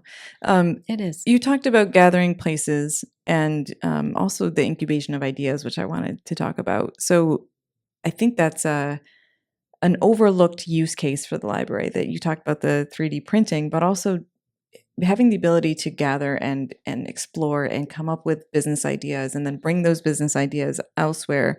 Do you know of any groundbreaking or interesting ideas that originated in a library? And I'm going to even take it one step further, a Dorchester branch of the Boston Public Library. I'm sure you don't have that answer. I wish I did, know. because I'm sure it's happened. One of our programs is that we actually have thanks to the Boston Public Library Fund, we actually have an entrepreneur in residence. Oh, Yeah. So you can, if you are an entrepreneur, you can actually go and get support from this person, and they will hold seminars. like business planning and that's neat. Yeah. Wow. And that's all free. And it's all free. Man, libraries are cool. Aren't they though? But yeah, it's a great program. I think we just wrapped up, don't quote me on this, our second entrepreneur in residence, and it's going to be an ongoing program. That's really cool. Yeah, it's really cool. One thing that's really cool in the going back to the Central Branch is the WGBH studio. How did that happen? It was before my time, but Okay. when they were looking at the renovation of the Boylston Street building, one of the plan called for this sort of retail space, and they put out an RFP and asked for creative ideas. And so now we have a partnership with the Catered Affair, who runs Newsfeed Cafe, and WGBH is a piece of that pie. It's so neat to be able to watch them do broadcasting from that place. I've actually been lucky enough to be on the air there, which is really fun for George Fest. So yeah, it's a great experience to go kind of just chill and I know. see what's being talked It's about. great, Yeah. just walking down to get a cup of coffee and like, oh, hey, there's Jim and Marjorie. In my workplace. Hi, guys. Let's talk about the future. There's a few things that I had on the list, and we can talk about some others, but I read this great article about a library in Maine that has a library of things, which I know is becoming a little bit more trendy, Yeah. which is where you can go borrow a lawnmower, or go borrow hedge clippers or a hot pot or whatever you might need that you don't want to buy. Is that something that might be on the horizon for BPL? Not just might be, already is. Is. We have a So library. this isn't the of future. This is things. the now. This is the now. Where is this library? Congratulations, you're living in the future. So you can go online and look at the library of things and see what it is that you want to take out. We actually just had, it was a social media interaction, and somebody linked to, we just added sewing machines to the library Very of cool. things. And she said, I just put in a request for them to add sewing machines to the library of things, and now they're here. That's amazing. It was so great. That's one of the ways social media is terrific. Yeah. When you can One of the witness few. it. Yes. So where is this library of things? Can you go actually like shop the shelves, or is it just virtual and then things get delivered to you? Or how does that work? So you would go online to the catalog and see what exists, Okay. and then place a hold, and then go pick it up at your branch. At your branch. Wow, that's really convenient. Isn't it? Wow. We try. How are you thinking about AI? So we're thinking a lot about AI. We actually launched a project this summer along with OpenAI and Harvard to start making some of our government documents accessible to the public. Okay. So we are a repository for government documents, but right now they're all sitting on shelves, and they're not necessarily as accessible as we would like them to be. Especially now. Are we talking mostly Massachusetts government, or is this federal government documents? Federal. Historic? So Yeah, like federal and historic, Okay. and Massachusetts and Okay. Wow. yeah, and I can get you more It's important information. stuff, yeah. It's important Yeah. stuff. Yes, that we would very much like to be made accessible to the public. So with funding from OpenAI and in partnership with the Institutional Data Initiative, we are going to be digitizing using AI, and then we're going to be feeding the AI models to help enhance the searchability of our collections. Oh, okay. I think I didn't do a great job explaining that. It's okay. Nobody knows what AI does anyway, so they won't know if you did it right. Really, what it's helping us do is bring the digitization of these really important documents up to speed, Okay. right? So we can scale up, so we can do more. And then it will help us enhance the data. It's called metadata, which is what you're searching for. So if there's a document, there's data that says this is what this is. Yeah. Right. So AI will help us enhance that data so things become more searchable, more findable, more accessible. Got it. Okay. Yeah.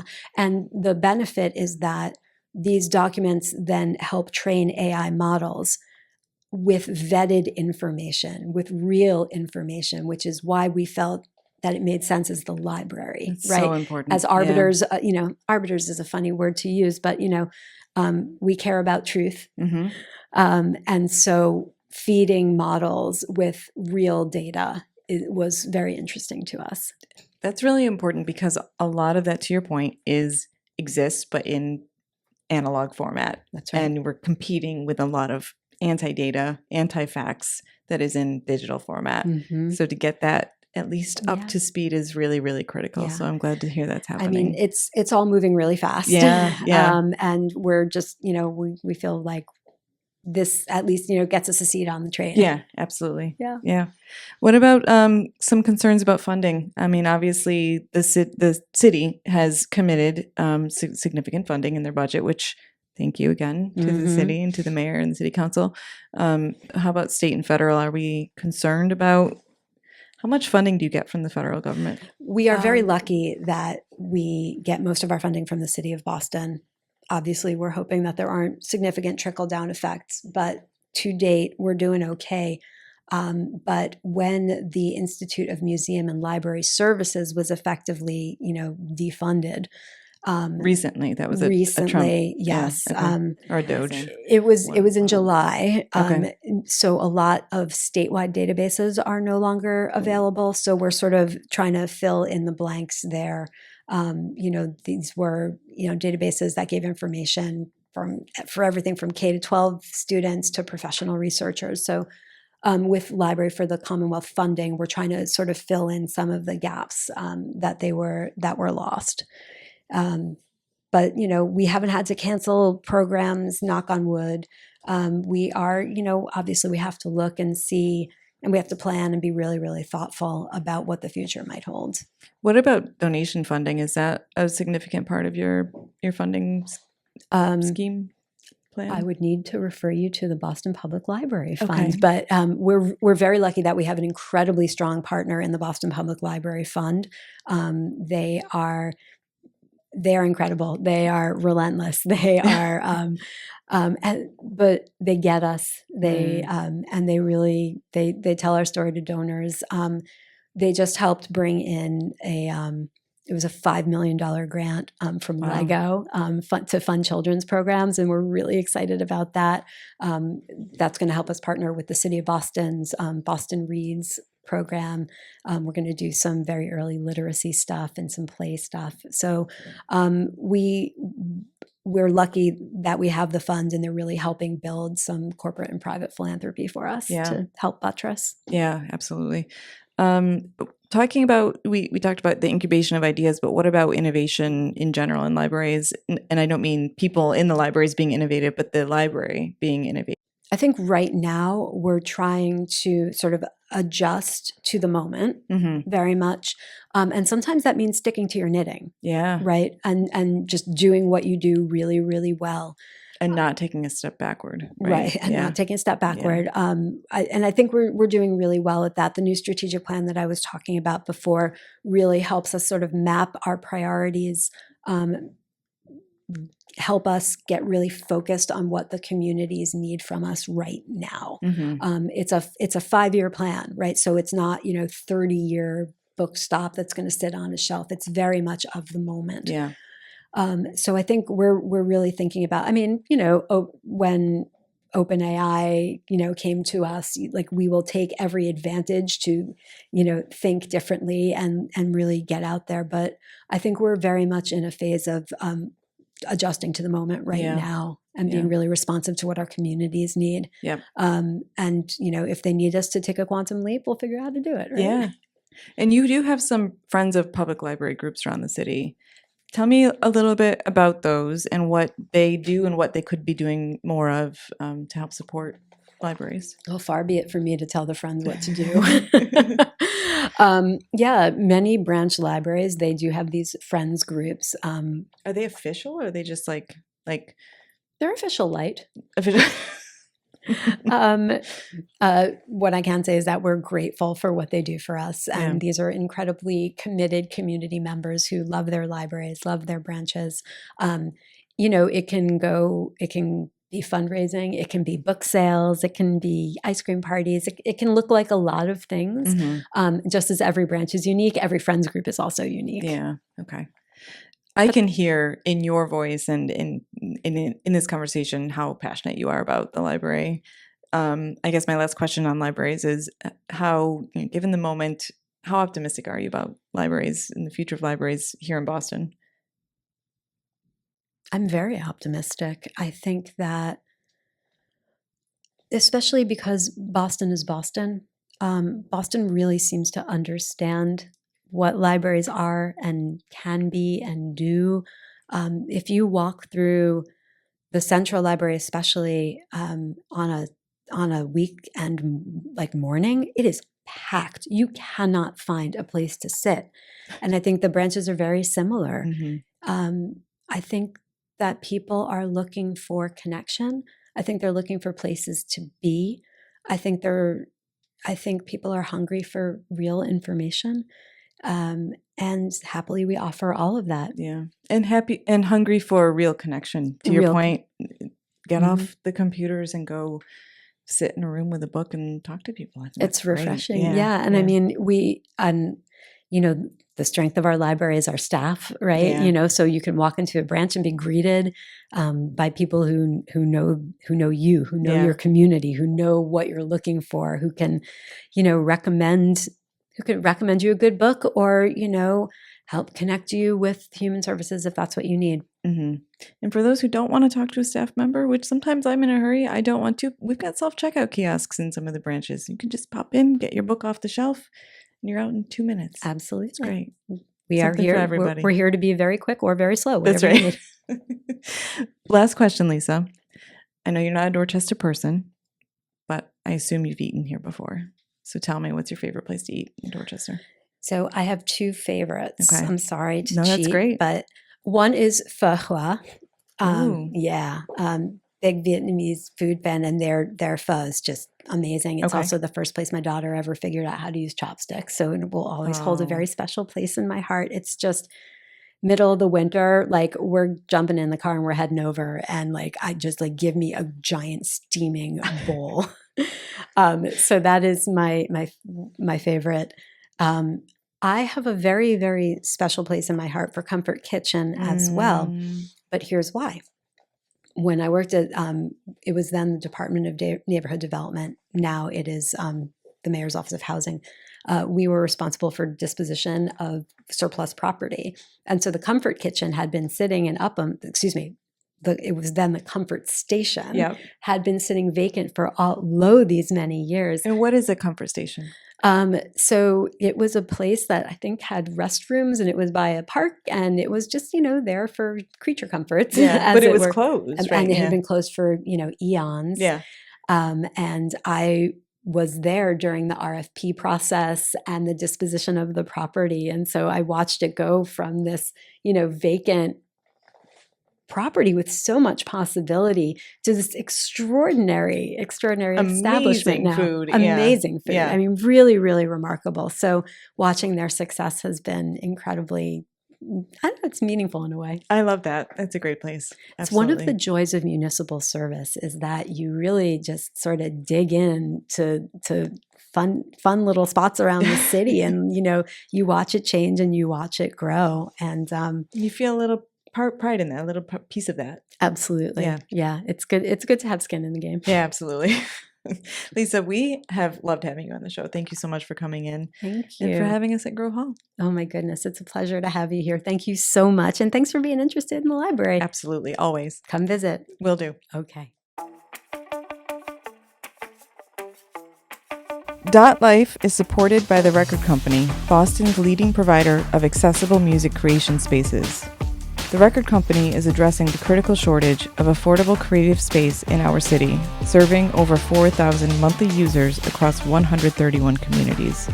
They've preserved 47,000 square feet of professional studio and rehearsal space at rates 60 to 90% below market value, ensuring Boston's musicians have a place to create, regardless of economic means. But they're more than just affordable space. They're building career pathways through partnerships with Bunker Hill Community College, offering professional certification programs that lead to sustainable music careers. This vital work is at risk.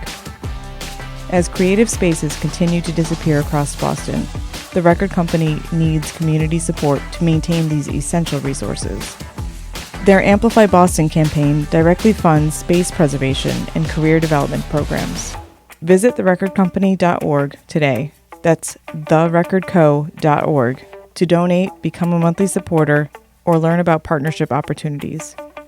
Every contribution helps keep Boston's music ecosystem thriving.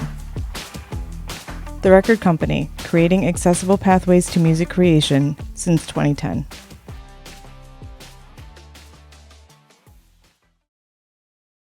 Welcome back to Dot Life. This week's Tiny Dot concert finds us in the beautiful backyard of Richie Parsons. Hey, Richie. Hi, how you doing? Thank you so much for having us. Oh, I'm happy to do it. It's a great late summer day. Oh, it's beautiful. Not too warm, not too rainy, so... Yeah, we got to take these when we can get them. That's right. Especially in Dorchester, you never know what you're going to get. And we're also joined by Elisa Birdseye. Hi, Elisa. Hi. Thanks for joining as well. Thanks. So, Richie, you are in Quincy now, but you grew up in Dorchester. Yes. And where, Westmoreland? Is Yes, that right? Westmoreland Street. Okay. Yeah, I grew up, my family lived there from 1916 to 2016. Okay. And when my mom passed, we sold it. And All in that same house? yeah, all in Okay. that same house, yeah. And the people that bought the house stayed very close with us, particularly my brother Johnny did a lot of interior painting and stuff for them. But Is that they Nate invited... and Amanda? Yeah, Nate and Amanda. Okay, Yep. And they invited us to do the first Dorchfest, and we've done it there since. Yes, I actually, that's how I found you. I don't know if you know Mary Kelly, Mhm. but we were thinking of Dorchester-based musicians, and you were one of the first ones that Mary suggested, and Oh, we reached wonderful. out to you. So you've been playing for 4 years, Yeah, I'm playing for a lot of years before that too. and you're decked out in Dorchfest Oh, garb. yeah. So thank you. And Elisa, I think you were actually involved in at least Dorchfest #1. You were part Yeah. of the committee. Yeah, I was working at the Adam Street branch of the BPL at the time, and I think it was Mary as well who contacted me and said this would be a great venue for Dorchfest, and I said, absolutely, any way we can help, I'd be happy to help facilitate that. So And that was right when the renovation had completed, right? Yes, So the new patio exactly. was open. Exactly. Yeah. Beautiful, beautiful new building. Nice new bathrooms.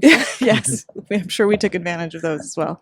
Richie, tell me more about your childhood in Dorchester and how you became Richie Parsons, the musician. Sure. So, yeah, growing up on Westmoreland Street in Adams Corner, St. Brendan's, there was always music in the house. Like my dad had a huge collection of easy listening vocalists and music, and my oldest brother was really into like Zeppelin and Hendrix, and so they would. At times there'd be 3 record players going in the house on 3 different floors, so there was always Easy music. listening and Hendrix kind of don't vibe Yeah, tremendously right. well. Well, then I like kind of discovered punk rock. So I was, I was working in Feline's basement, and one thing led to another, meeting people, and there was bands playing in Boston, and I had never gone into town for anything really, Park Street, you know, and so me and my buddy Tommy started going in to see bands play, and the first couple of bands we saw, we were like, wow, if these guys can do it, we should go home and start writing songs. So that's how my first punk rock band on Natural X kind of came about. You know, we just wrote and wrote and wrote. And, that was from 77 to about 80. And that's when we wrote the song No Surfing in Dorchester Bay, which I released. Which you have a, yes, I have a cover of copy here. of it right here. Yeah. It's a beauty. Very And nice. yeah, so we sold that at Gerard's and at Casale's Market down the street. But you weren't Richie Parsons. You were who? We called ourselves the Grammys, because Grammys. that's which is also misspelled. It's supposed to have 2 M's, and that's like someone who's just a novice at surfing. So that was part of the whole pun behind I that. did not know that.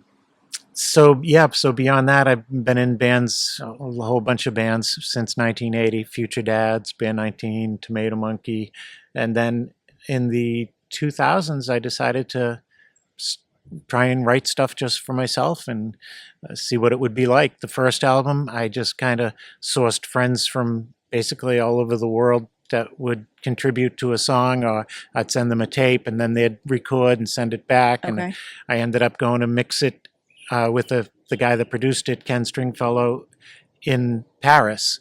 So I really got, it was a great experience. Then before the second album came out is when I met Elisa, and we met up at Tavolo. At Tavolo. And we just started talking, and I think the conversation was like, oh, you play viola? I wouldn't mind hearing some viola on some of my songs. And I said, but I've never sat down with looking at sheet music. And Elisa said she's only sat down looking at sheet music. So, we kind of met at this level. At some level, and it's been great ever since. Yeah. That's awesome. Elisa, how did you get into the viola? Oh gosh, through a school music program. I grew up in a really small town outside of Atlanta, and I wanted to play the French horn, but they didn't offer that in the 4th grade. They offered strings, and I thought, oh, I'll just take some string instrument until I can, switch over to French horn. But the teacher was so convincing, and I got permission to carry her instruments around with her all day. She didn't think she was going to get any viola players, and she sold it really hard. So by the end of the day, I went home to my mom. I was like, I need to play the viola. And it just stuck. And, that's probably a good, 50 some odd years ago. So you've done a great job marrying your sound. I think it really works very well. Thanks. It really helps out too, because I can play with the whole band and rock out.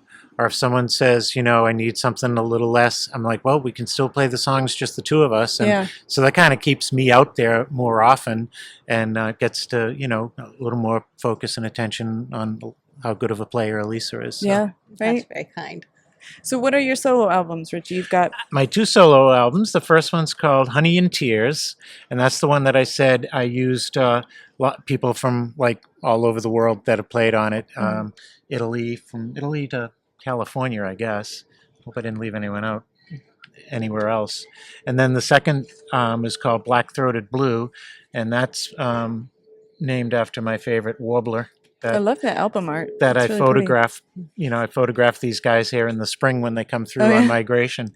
But my friend Joanne did the artwork for that. It's pretty awesome. It's very nice. And again, the guy Ken Stringfellow produced this as well, Okay. and he plays all over it as well. I don't know if it's a black-throated warbler, but we do have some accompaniment. So Yes, we did. Yeah, I know. No, these guys are far north by now. They come through about 2 weeks in Okay. the beginning of May. So when did you move out of Dorchester officially? Let's see. I guess I was 22, and I got an apartment with friends in Brookline. Okay. Yeah. So, but my The 80s? yeah, yep. Okay. So 82. Thanks. Okay. And yeah, and I was still playing music, but coming home to rehearse in the basement because I still, even though I moved out, I could still go back and rehearse. Yeah. So with all the different bands for there, and then I got married in 86.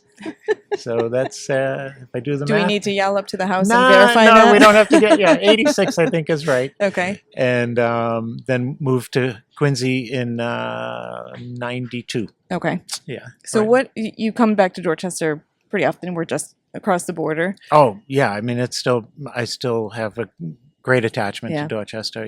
Lunch every couple of weeks at the Erie Pub. Just meeting up with friends. Yeah. And that sort of thing. What's changed? There's more places to eat. Definitely. More kind of samey places, but there's definitely some good places to eat. Adams Corner is built it almost feels like it's going to be built up a bit, but all in all, it's it's pretty much the same. Is it? Yeah. So yeah. we've been lucky enough to, because of Nate and Amanda's connection, to have you play on your childhood porch every year for Dorchfest at 4 Westmoreland. Yeah. What's it like to come back and play on the porch? Well, honestly, the first year was a trip. I don't know why I was so emotional. I didn't even want to go in the house, Oh. and that hadn't been your first time back, or was it? Yeah, Oh, it had wow. been. Yeah. And so, it was just kind of funky, and I even left a little early. They were wicked nice and stuff, but I Yeah. was just like, my brothers were all there, and some friends were there, and I'm like, yeah, but this is their place, and this is awesome, but Yeah. I didn't really know how to deal with it. And then I think the next year was COVID, so I took a peek. No, the next year was rain. Oh, next year was rain. Okay. Yep. The COVID year, I think I had warmed up to the fact, and we got a great tour of the Yeah. house, and there was still some stuff in the storeroom that was mine. I didn't ask. Oh my for it. gosh. I mean, some of our crap or whatever. Yeah. But You made sure you didn't mention that was yours, so you didn't have to take it home with you. exactly right. But it was really fun because there's so much history in that house, and I feel so attached to it still. Yeah. Something I do on my Facebook page is I rewrite. Transcribe my dad's diary from 1932 to 1936, from when he was Oh, neat. 14 to 18 years old, and he didn't miss a day. So Wow. it's a great history of that period that I kind of learned to understand my dad a little more by doing it. Yeah. And then I can save it and give it to my brothers and their kids and stuff that I've typed it out. And people get a kick out of it on Facebook Oh, I'm sure. anyways. The different, the vernacular and the some history stuff that The pops up. observations. Yeah. Oh yeah. Yeah. So yeah, observations for a high school kid or from 12 to 18 really Yeah. migrate from one word sentences to like feelings. So it's Yeah, been it's that's pretty neat. neat. Yeah. Speaking of writing, Elisa, you've been in the library system for, I think you said 37 years before you retired? 37 Yeah. years. And you were at the Adams branch for a while, but you also were in other locations, right? Right. Mostly at Copley. I was at Copley for the first 20 years of my career and then moved out to the branches. I was in Alston and Codman Square and Hyde Park branch, but it was mostly at Adams Street. Okay. So My good friend Barbara Wicker was at Hyde Park branch for a Sure. long time. Yeah.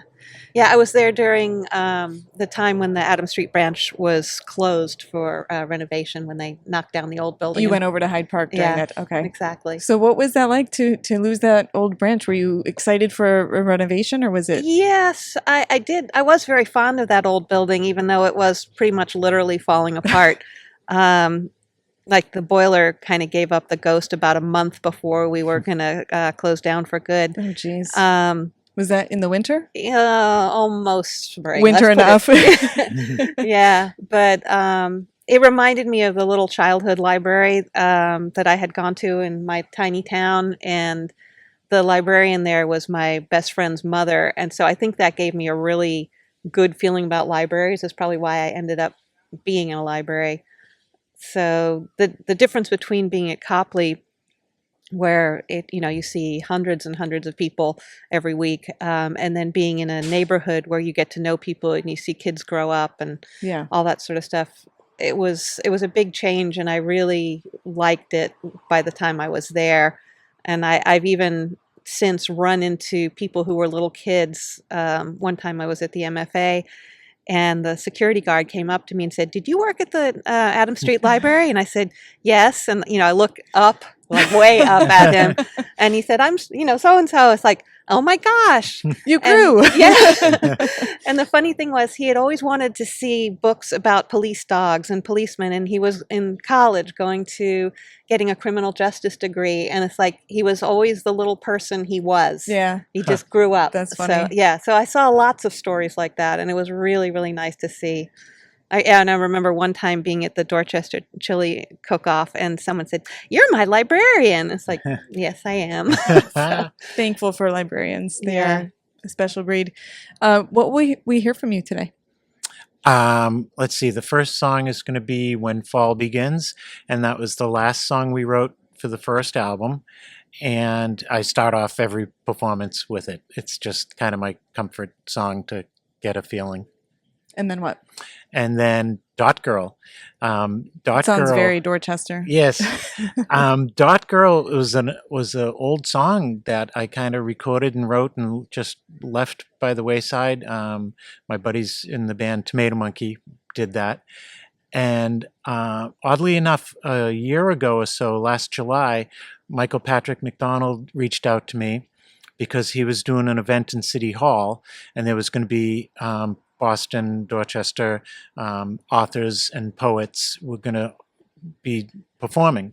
And a Dorchester woman, Linda Carney Goodrich, had just put out a book of poetry called Dot Girl. And I said to Michael, I said, "Well, I have a song called Dot Girl. I could play that." And so I sent him the version I had, and he sent it to Linda, and Linda liked it and got back to me. And so I got to play it at her event at Was that City the Hall. first public performance of Dot Girl? Yeah, I Nice. believe it was. Yeah, Very poetic.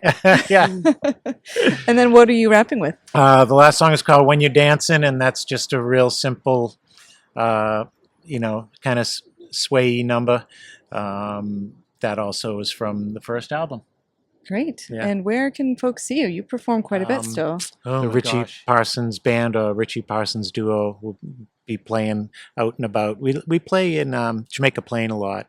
Okay. At the Midway. Oh, very at nice. One of Yep. our places. Yep. But I don't think we have anything booked solid right now, do we? No. Well, where can people stay up to date on what might be coming up? Well, I have Richie Parsons Bandcamp, and Okay. that's where you can listen to the music and some of my other projects and some goofy, fun comedy stuff. And also on my Facebook page, Richie Parsons Music, I always post the gigs and the upcoming stuff on that. Great. Yeah. And Elisa, do you play solo or absent from Richie or just... I used to joke I'll play with whoever will pay me. Okay. Why are you paying with me? No, I know, really. But I'm primarily a classical musician, and I play with New Bedford Symphony. So during the season, I'm with them, and then whatever other gigs come up throughout wherever. Great. Yeah. That's awesome. Well, thank you so much for hosting us today. This has been lovely. It's a beautiful day. Beautiful day, and we can't wait to hear you play. Well, I'm looking forward to it. Let's do it. When fall begins, 1, 2, 3, go.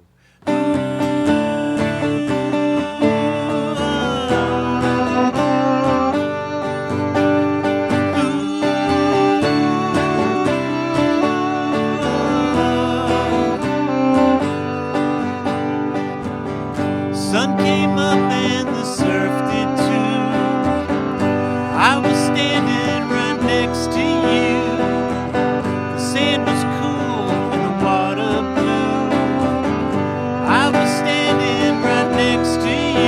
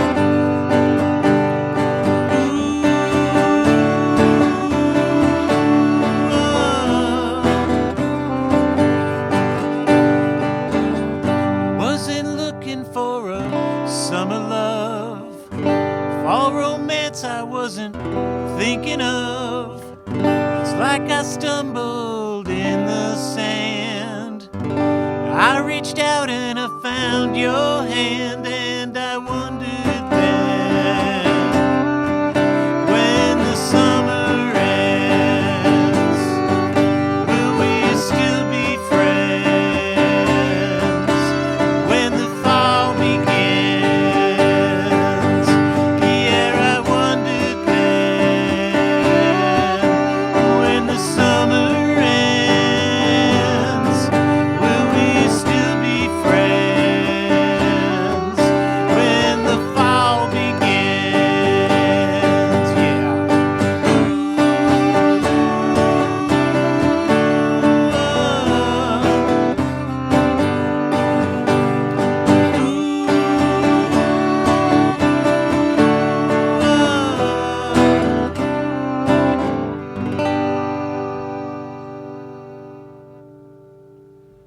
All right. This one's called Dot Girl. 1, 2, 3, 4.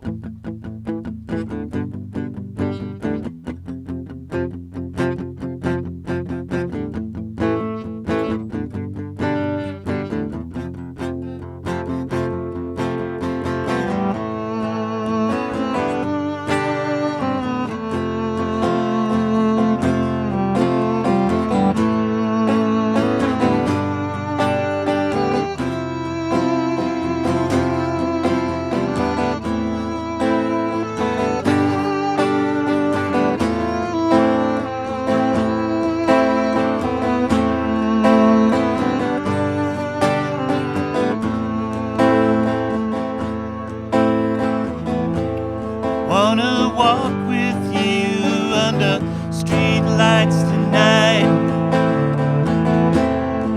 from my corner to your park.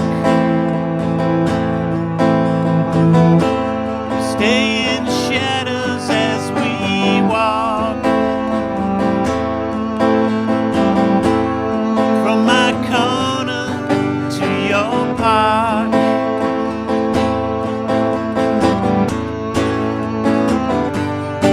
She's a dot girl.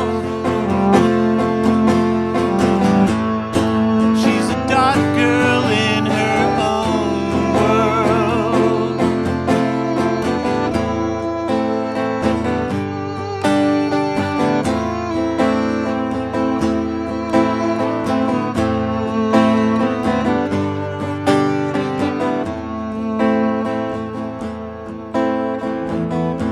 A week I wait for Friday night.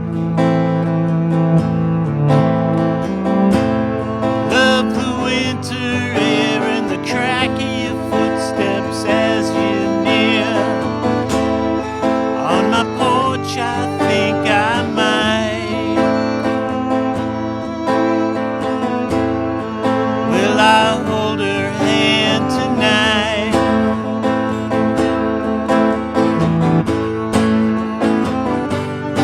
She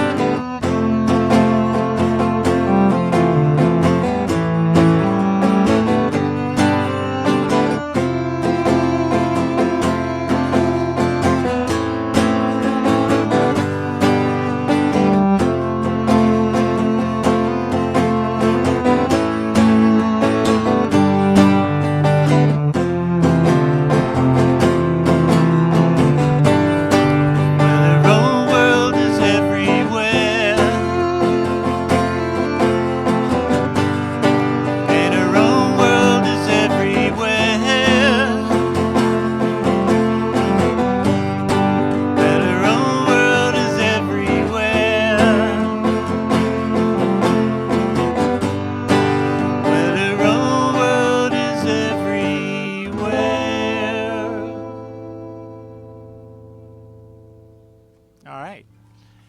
This one's called When You're Dancing. When you're dancing, I can't take my eyes off you. Well, you're dancing, the whole world's watching you, shaking your head, swinging your hips, and everyone's hoping the record don't skip 'cause you're dancing. And my heart beats a little faster. Well, you're dancing, and I can't look away. Well, you're shaking your head, swinging your hips, and everyone's hoping the record don't skip 'cause you're dancing. I can't take my eyes off you. Well, you're dancing, and the whole world's watching you. You don't know you got my heart. Time will soon tear us apart. Here I am, standing still. Never know just how I feel, yeah.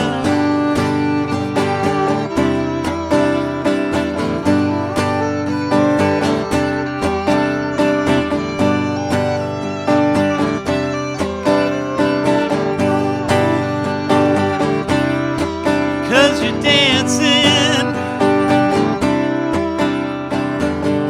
the night away, the night away, the night away, the night away, the night away.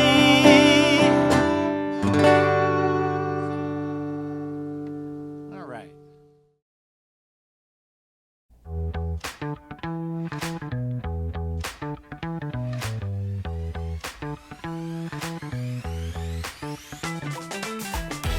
Thank you for listening to Dot Life, which is available on Spotify, YouTube, and Apple Podcasts. Dot Life is produced and edited by me, Erin Caldwell. Technical support is provided by Yasser Mahmood. Additional support is provided by the Dorchester Reporter and the Record Company. Thanks to Lisa Pollack, Bill Forry, Yawu Miller, Richie Parsons, and Elisa Birdseye for joining this week's show. Thank you for listening, and we'd love it if you could share, subscribe, rate, and review the pod wherever you listen. If you're interested in supporting the podcast, visit .lifepod.com for more information.